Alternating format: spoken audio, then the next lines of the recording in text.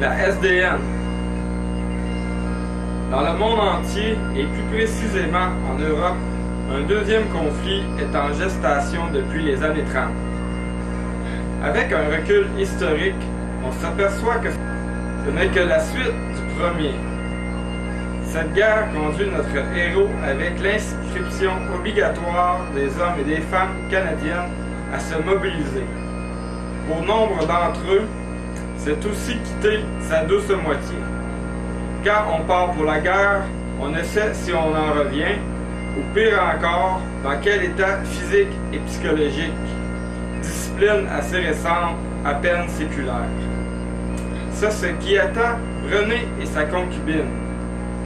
Elle s'étreint dans ses bras, il regarde l'horizon, le soleil qui se couche au loin, et qui de même souffle illumine les cieux d'un bleu azur en passant par les couleurs automnales des forêts boréales. Comme un danseur sur le lac qui plane au-dessus de nos cimes. Dans un élan de placement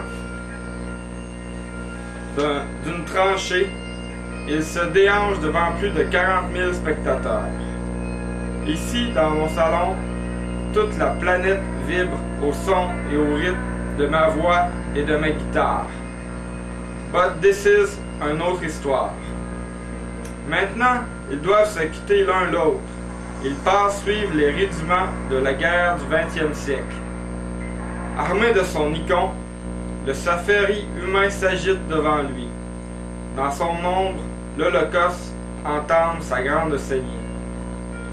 La juiverie dans les charniers, les soldats dans les tranchées. Elle, de ses doigts de plomb, elle agite les munitions, surplombe l'océan de ses yeux aveugles. Soudain, au loin, le drapeau des pirates arbore le crâne ailé, signe de mort atroce.